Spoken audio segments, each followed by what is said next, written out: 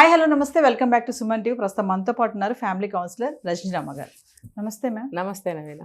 Ma'am, నేను ఒక article చూసాను నిన్న. ఏంటంటే అబ్బాయికి పెళ్ళి అంటే ఓకే అదొక విషయం, కానీ అమ్మాయికి మాత్రం కాదు కదా, ఒక న్యూ లైఫ్. ఎందుకంటే ఈ ఇంటిని వదిలిపెట్టి ఇంకో ఇంటికి వెళ్తుంది. మాలో చూసుకుంటే మేడం, ఆడపిల్లని నువ్వు ఎప్పటికైనా వెళ్ళిపోయేదానివే, నువ్వు ఉండేదానివి కాదు, నీ ఇంటి పేరు మారిపోతుంది, నువ్వు ఇక్కడ ఉన్నంతసేపే ఇలా అనే పెంచుతారు కదా.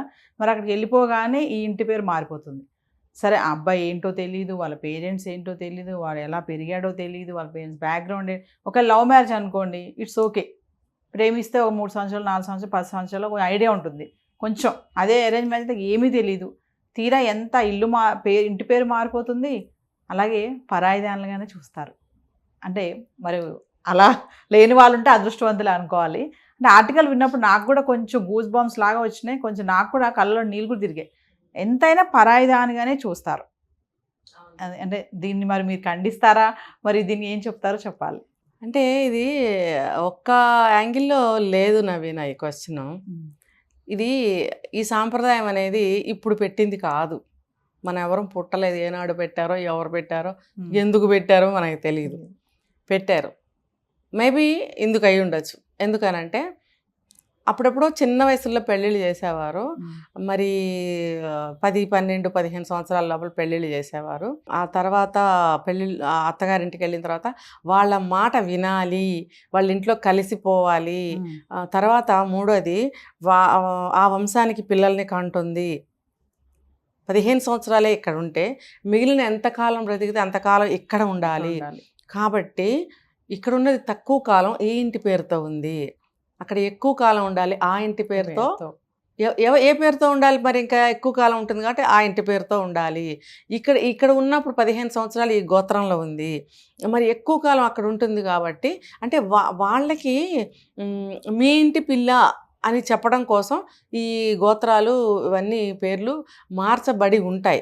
మరి ఒక 70-80 సంవత్సరాలు ఇక్కడ బ్రతికింది అనుకోండి, మరి ఏ గోత్రంతో ఉంటుంది? వాళ్ళ ఇంట్లో ఉంటూ, వాళ్ళ తిండి తింటూ, వాళ్ళ భర్త అత్తమామలు వాళ్ళ ఇంట్లో వాళ్ళందరి ప్రేమాభిమానాల మధ్యన మా అమ్మాయి తిరగాలి, ఆ ప్రేమాభిమానాలు ఉండాలి అని వీళ్ళు అనుకుంటారు. కాబట్టి ఆ గోత్రానికి నువ్వు చెందుతావమ్మా అని మేబీ అలా పెట్టుండొచ్చు.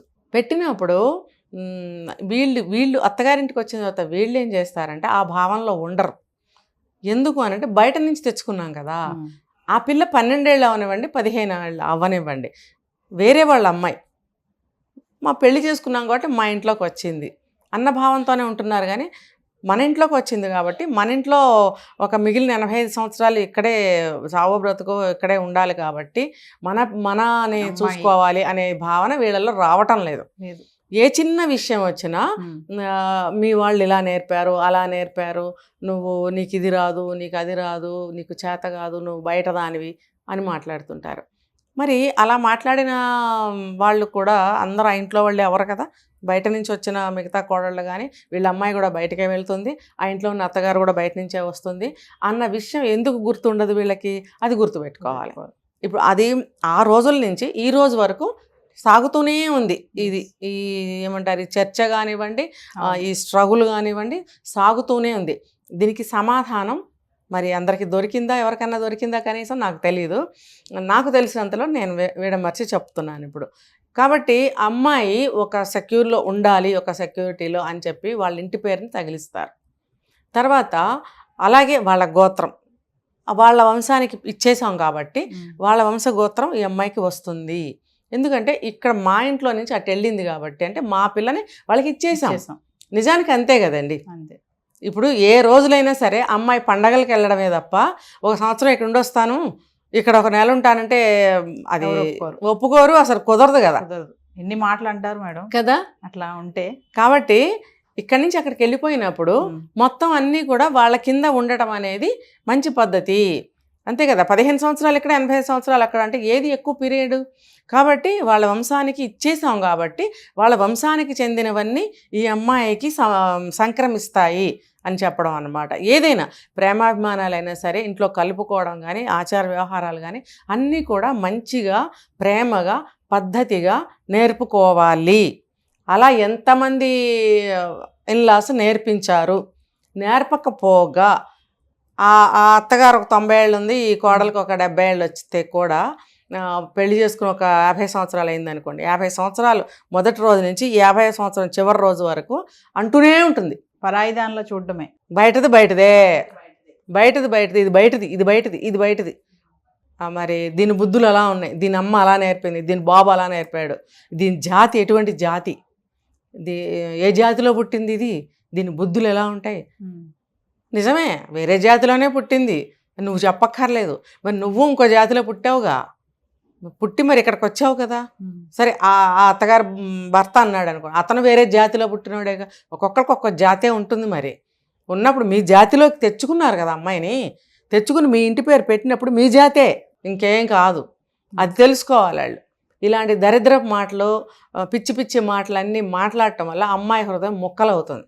అప్పుడు ఏమవుతుంది, ఇందాక మీరు అన్నట్టు ఆడపిల్ల పుట్టంగానే మరి ఆ అమ్మాయికి సెక్యూర్ చేయాలి కాబట్టి ఒక వయసు వచ్చిన తర్వాత మేము రక్షించాం ఇప్పటి వరకు, ఇప్పటి నుంచి నీ చేతిలో పెడుతున్నాం, నువ్వు రక్షించుకో అని చెప్పి పెళ్లి చేసి పంపిస్తారు. పెళ్లి పేరుతో, పెళ్లి రూపంలో ఆ అమ్మాయికి అక్కడి నుంచి మిగిలిన జీవితానికి రక్షణ కల్పించడం కోసం సమాన వయస్కుడైన ఒక అబ్బాయిని ఇచ్చి పెళ్లి చేస్తారు.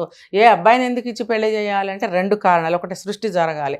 రెండోది, అమ్మాయి సెక్యూర్ చేయలేదు కాబట్టి ఆ రోజుల్లో అబ్బాయిని ఇచ్చి పెళ్లి చేశారు. ఈ 2 కారణాల వల్ల ఆ అమ్మాయిని ఒక అబ్బాయి చేతిలో పెట్టడం జరుగుతుంది.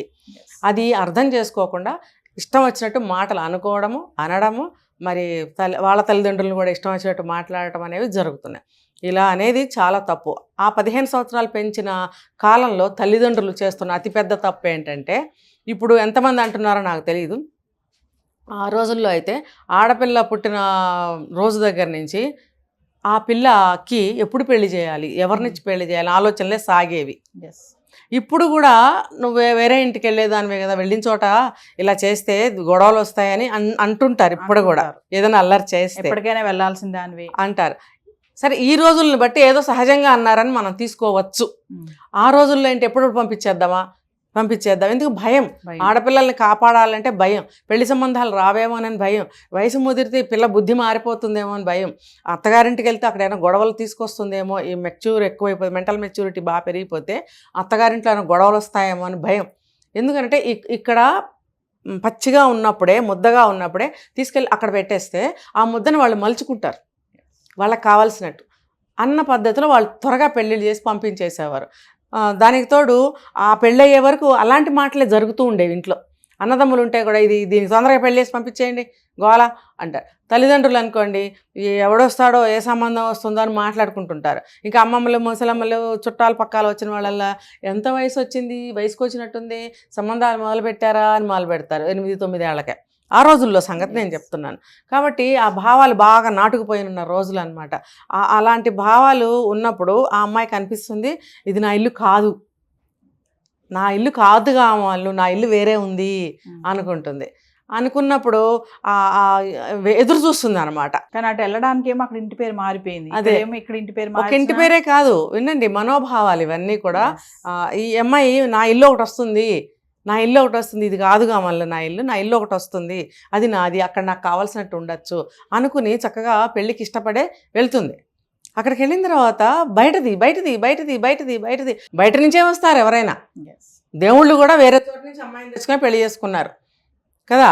మరి ఆ బుద్ధి ఉండాలన్నమాట.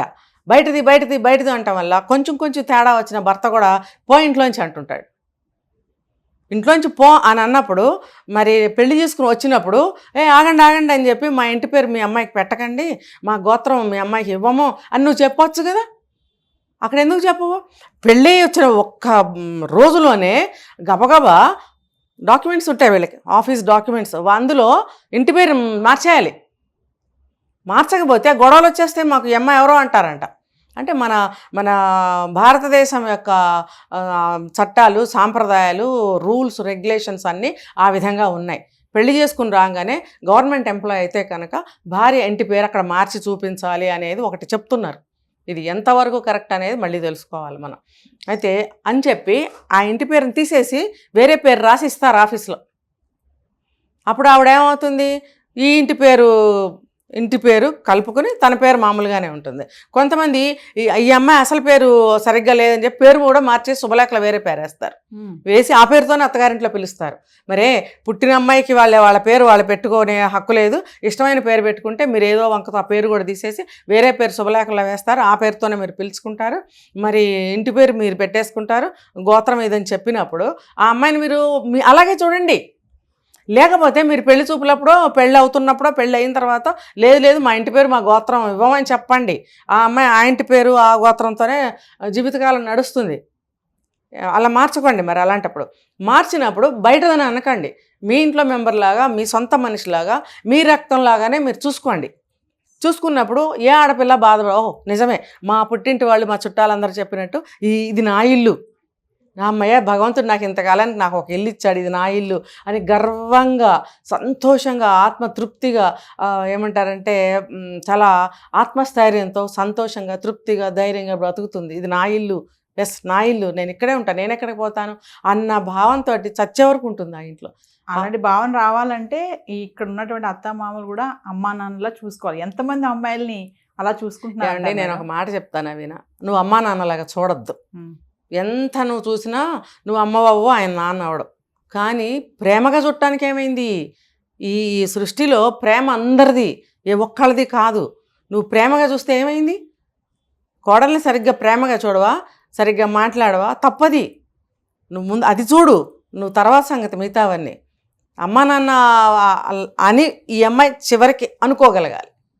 నేను ఇది ఆపి ఎందుకు చెప్తున్నానో చూడండి. ఈ అమ్మాయి అనుకోవాలి, వీళ్ళు నన్ను అమ్మా నాన్నలాగా చూశారు అని ఆ అమ్మాయి అనుకోగలిగితే ఆ అమ్మాయి చివరి రోజుల్లో అది మీ అత్తమామ జీవితానికి ధన్యం అనమాట. అది ఎంతమందికి దొరుకుతుందో నాకు తెలీదు. అందరూ కనీసం ఇంతన్న ప్రయత్నం చేసుకోండి. కానీ ఆ ఆడపిల్లల్ని బాధ పెట్టకండి. అంటే వాళ్ళ రోజున ఆడపిల్లలు అలా ఉన్నారు ఇలా ఉన్నారు వీళ్ళ గురించి ఆమె ఆలోచించాలి అని అంటే అలాంటి అమ్మాయిల గురించి ఆలోచించకండి. ఇలా బాధపడే అమ్మాయిల గురించి ఆలోచించండి. తర్వాత మీ వంతు ప్రయత్నం మీరు చేయండి. ఆ అమ్మాయి ఎలా మారింది తర్వాత అనేది పక్కన పెడితే మీ వంతు ప్రయత్నం ముందు మీరు చేయండి. ఒక మంచి అమ్మాయిని సెలెక్ట్ చేసుకుని పెళ్లి చేసుకోండి. తర్వాత తల్లిదండ్రులు మీ ఆడపిల్లల్ని అందరినీ కూడా సభ్యతగా, సంస్కారంగా, పద్ధతిగా పెంచండి. చదువులు చెప్పించండి, స్పేస్లోకి పంపించండి, ఇంకోటి చేయండి. కానీ ఇవి కూడా కలిపి పెంచండి. అప్పుడు ఆ అమ్మాయిల జీవితాలు పాడవో కదా, మంచిగా బాగుపడతాయి. తర్వాత నా ఇల్లు ఒకటి ఉంది అనే ఒక సంతోషము దొరికిన తర్వాత ఆ ఇల్లు ఎంతో సంతృప్తిగా జీవితాన్ని కొనసాగించడానికి ఎంతో అవకాశాలు ఉన్నాయి. అత్తమామలు కూడా మనసులో ఉన్న ప్రేమని తీయండి. మీరు ఎంత తీసినా అందులో నుంచి తరగదది. ఎంతన్నా తీయండి ఆ ప్రేమని, అది తరిగిపోదు. కాబట్టి మీకు ఎంత ప్రేమని ఇవ్వగలుగుతారో అంత ప్రేమని ఇవ్వండి. ఎందుకంటే మీ అమ్మాయి కూడా వెళ్ళుంటుంది కదండి బయటికి. పాపం ఆ అమ్మాయి కూడా ఈ అమ్మాయి ఆ అమ్మాయి ఒకలాంటి ఆడపిల్లలే ఒకేలా పెరిగి వస్తారు కదా. కాకపోతే ఆస్తులు అంతరాలు ఏమన్నా ఎక్కువ తక్కువ ఉంటే అది నేను చెప్పలేను. కానీ అందరు ఆడపిల్లలు ఒకటే, వాళ్ళు నా ఇల్లు అనుకునే వస్తారు. మరి ఆ అమ్మాయికి ఇల్లు మీరు ఏదని చూపిస్తారు? నేను ఒక ఆడపిల్లగా నేను అడుగుతున్నాను, నా ఇల్లు ఏది అని ప్రతి ఆడపిల్ల అనుకుంటుంది, నేను అనుకుంటున్నాను. కాబట్టి దీనికి సమాధానం ప్రతి అత్తమామలే చెప్పగలగాలి. కాబట్టి అత్తమామలు మీరు మంచిగా ప్రేమించండి. ఇదేనమ్మా నీ ఇల్లు అని మీరందరూ చెప్పండి. అందరూ చెప్పండి, అమ్మ ఇది నీ ఇల్లు, నీదే ఈ ఇల్లు, మా వంశానికి బిడ్డల్ని ఇస్తున్నావు, మా ఇంటి పేరు మార్చుకున్నావు, మా గోత్రాన్ని తీసుకున్నావు, నువ్వు మా మనిషివి, ఇదే నీ ఇల్లు అని అప్పచెప్పండి. ఇవ్వండి, ప్రేమించండి, కలుపుకోండి. ఎందుకు వస్తాయండి గొడవలు? Thank you.